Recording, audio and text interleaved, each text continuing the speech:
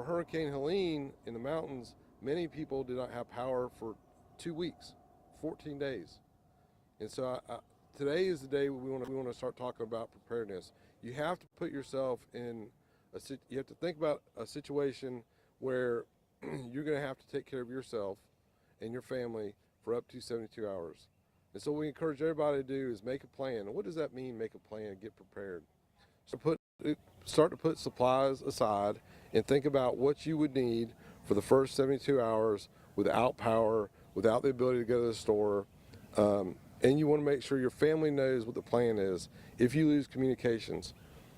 For the mountains, there was nothing. There was no cell phones, there was no internet, there was no communication whatsoever, and there was no power. And so when they got up there, it literally was like going back to the 1800s for a period of time. That can absolutely happen in Mecklenburg County, and so we want to prepare for that. We want you to follow us on social media, follow Charlotte Mecklenburg Emergency Management. I believe we're pretty much on all platforms, but also follow your local news media. And I always tell everybody, have at least 3 sources for following weather, whether it's National Weather Service, your favorite media, your favorite meteorologist, but keep up to date. And don't go by, a lot of folks will say, well, the last 3 storms weren't as bad as they thought. Well, Helene was way worse than we thought it was going to be, and there are other examples. The blizzard 93 was a good example. Way worse than the meteorologists thought it was going to be. They are forecasting what they think is going to happen. We don't know what actually happened until after the storm, and then we're having to deal with it and cope with it. For us to be resilient, it means we have a plan, but personally and for your businesses, and businesses aren't left out of this either, make sure that you're keeping all your records and that you have those backed up in multiple formats. Also encourage your family members to have plans, your elderly neighbors, make sure you're talking about it and what you think is going to occur. I'll stop there for you guys. I guess you guys have probably had meetings since then. What have you guys learned since Helene, and do we kind of take that for granted that, oh, it's a hurricane, it's not going to hit us directly? It did. Oh yeah, so Charlotte Mecklenburg Emergency Management works every day. That's all. This is what we do. We plan for all the things that are bigger than your normal day-to-day emergency. So the police department, fire department, medic, they do a great job. But for emergency managers, we talk about catastrophes, we talk about disasters. We're looking at all the things that we don't think about on a daily basis that will stretch our resources here in Mecklenburg County.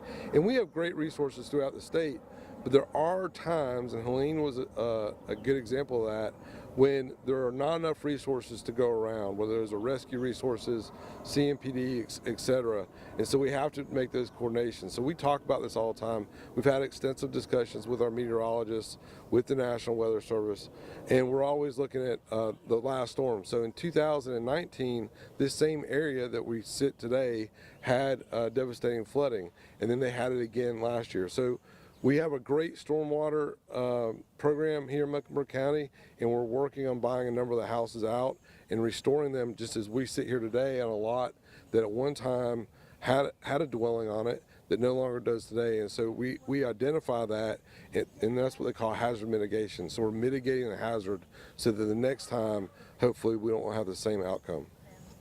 One of the biggest lasting issues up in the mountains was the supply of potable water and making sure that they had clean drinking water.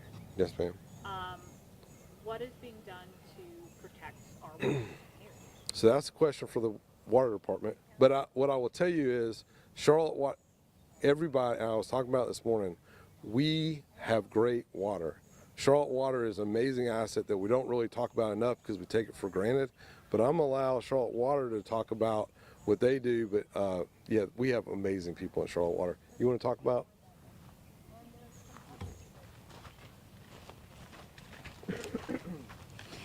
Could you repeat your question again? Yeah. So in the mountains, one of the biggest, longest lasting issues was the availability of potable water because of all the debris and gunk and stuff that got into their system. What's being done to help make sure that we continue to have access to good, clean water if one of these major storms comes through? Sure. So Charlotte Water, I'm with City Stormwater Services. So I know that Charlotte Water has a lot of mechanisms to make sure that this is not going to happen. We have a filtration system. We always communicate with with our partners just to let them know that. We are making sure that all these that our waterways are clean, that our stormwater system is clean, and there's not going to be any flooding to any of flooding risk to any of our residents. So we want to make sure that everyone is prepared. We have Charmac alerts. We have we have the information on our website as well. Stay prepared. Have all your materials ready in case a storm hits. So charmac.org, charmac.gov definitely. That's where we would like our residents to go and get their information. Yep. Just say your name. Yep. It's Janice Mukia, Spell your last name. Mukhia. Charlotte Water. Yes. City Stormwater Services. Yes. And, Thank you. and I'll add to that a little bit. So Charlotte Water has their own emergency management program. Their director and their deputy directors work very closely with Charlotte Mecklenburg Emergency Management. They have representatives that are in the EOC. And for Helene in particular, we did send a number of resources to assist with water departments in the mountains, one of them being Asheville Water, because they were devastated.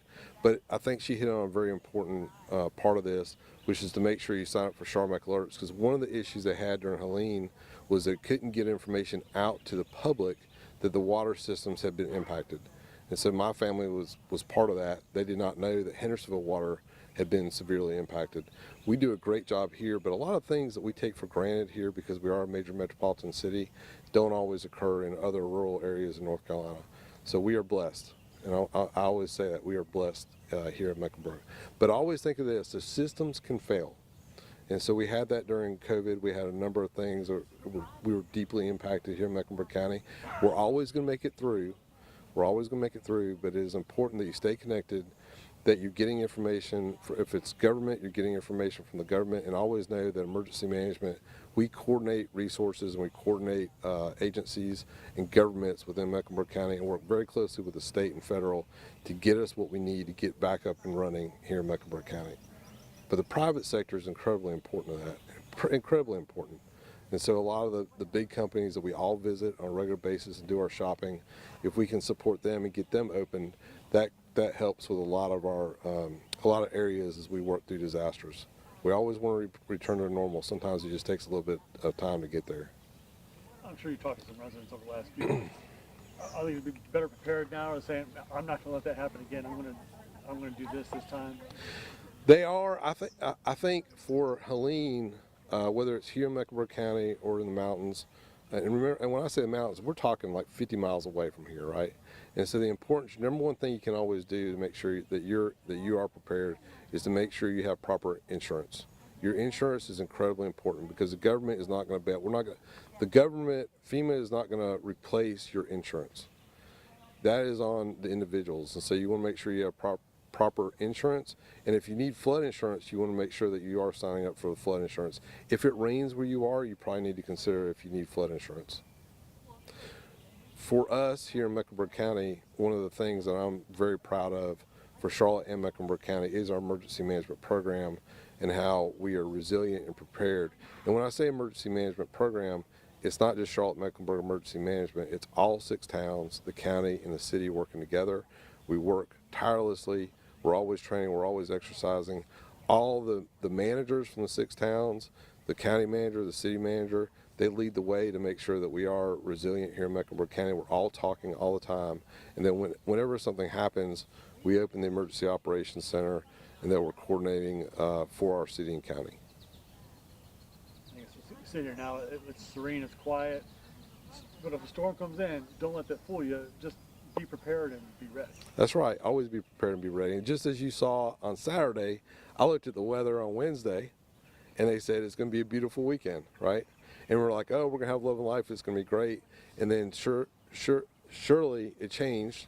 And then we had a number of storms come through on Saturday, right? So we had like 3 or 4 lines of storms that came through on Saturday. And that is a good example of making sure that you have the latest weather, making sure that you have good situational awareness for yourself. We've all been there, right? We've all been in an event, and a storm popped up, and we said we had no idea that the storm was coming. We should have paid more attention. Okay, awesome. Now I'm going to ask Alex Mill with Charlotte Mecklenburg Stormwater Services to come up and talk about flood insurance. Hello. For those of you who don't know me, Just say it's your name first. I'm the new John Wendell. My name's Alex Moore. Yeah, I can always adjust. I know you guys have to redo all these camera shots. Yeah, I'm with County Stormwater Services, which it's fun because John Wendell was a meteorologist with WCNC, and I did some on-air meteorology stuff too. So we have quite the similar background. I just graduated from UNCC like 6 years ago, so got to do all the fun meteorology stuff. But yeah, I don't have a lot to talk about other than How are you guys preparing for this hurricane season Right. versus last year, maybe? well, each year the hurricane season kind of presents the same kind of challenges, but they're all going to be individually different. We see hurricanes approach from the Carolina coast. We've seen them approach from the Gulf, and they've all presented their different challenges, whether it be wind or flooding. One of the biggest issues that we've always seen with every single hurricane is the flood aspect of it and the loss of life due to flood. One of the things that stands out with Hurricane Helene was the 86 direct deaths that were present in North Carolina as a state. 78 were attributed to freshwater flood related deaths. So it was double the next state. I think Tennessee had a couple dozen in that same category.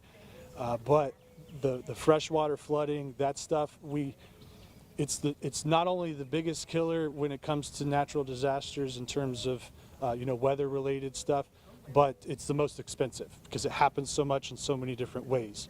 We see it with hurricanes, we see it with pop-up thunderstorms. These kinds of weather events drive a lot of these issues that we find. And some of them, we don't see them until it happens, and we kind of reassess what happened, go back, and then mitigate going forward, which is what we're essentially doing. A lot of what you see along the river here, a lot of these houses, they looked great, but one storm comes through, wipes out dozens of them, and then you kind of have to pick up and move on and deal with what you got to deal with. But knowing your risk is probably the number one thing I would push, is that if you're going to live in an area where you think there is flooding, understand that risk. We have a website with Stormwater Services where it's a 3D floodplain mapping, so you can literally look property by property if your property's in that floodplain. And if it is, you can potentially get up to a 40% discount on your flood insurance premiums. So kind of go hand in hand with the job that we're trying to do, taking properties out of the floodplain. We get points that goes towards our community rating system score, and then that helps us get 40% off, up to 40% off premiums for flood insurance policies. So if you're in Mecklenburg County, Pineville, Davidson, they're also in that same situation, but they're class 5, so they get up to 25% off their flood insurance premiums. So if you're in a floodplain, if you don't know if you're in a floodplain, you can Google Charmec 3D flood zone, and it'll tell you type in your property, it'll tell you exactly if you're in it or out, and then you can go from there to see if you're actually qualified to get up to that 40% off for living in a floodplain for your flood insurance. If you're not, you still can get up to 10% if you're not in a floodplain on your insurance premiums for any flood policies through the National Flood Insurance Programs. If you live in an area where drainage is an issue, obviously we want to hear about that. 311 is a great way to communicate with us. We want to make sure that the drainage issues are fixed. Like you said, the potable water issue, that's one of those things that pops up during the storms. It's an issue. Is it infrastructure? Is it simply just getting people out there and fixing the issue? Or is it a total overhaul needed sort of situation? Is it response? Is it our water quality up front? We like to ask those questions and then reassess after the storm to make sure that whatever happened before doesn't happen again, because these storms are going to happen. We want to mitigate our losses as much as possible. Would you be able to share what the status is on the buyouts here on Riverside? Yes, so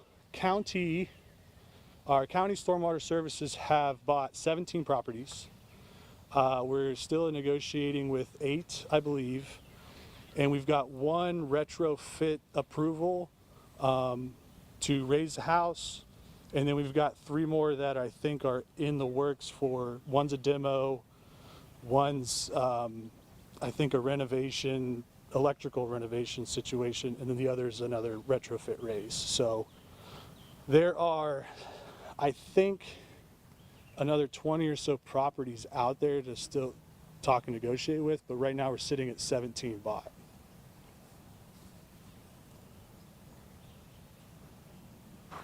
Anything else? Oh, I do have one more thing. Yep. FINS, our flood information notification system. So we have about 100 different sensors across all the different streams and creeks and rivers and stuff around Mecklenburg County. And if we ever do get an event like Helene, or if we start getting some of those pop-up thunderstorms during the summer, if you're ever wondering, you know, where's the level, go to fins.mecnc.gov, and that'll tell you exactly flood stage, where everything kind of stands. And we're also pushing a product that we're developing in-house to project stream levels and creek levels in the 24 to 48 hour range, so we can kind of get ahead of the storm in terms of forecasting. So we're really trying to push that product a little bit more, because it's a great way for us to get information out, especially about flooding and current flooding too. So that's all. Great. Any other questions? Okay. Thank you all for coming. Thank you.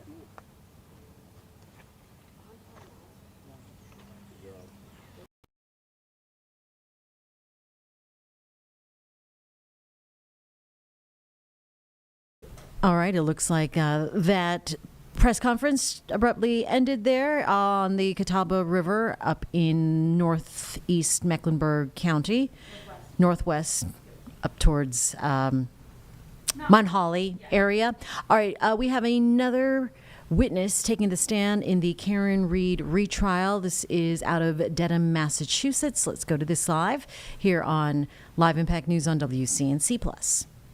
To Fairview, how long did it take after the turn? A couple minutes. It took a couple minutes to get from Cedar Crest to Fairview? Oh, That's maybe. okay. Yeah, I'm not sure. Okay.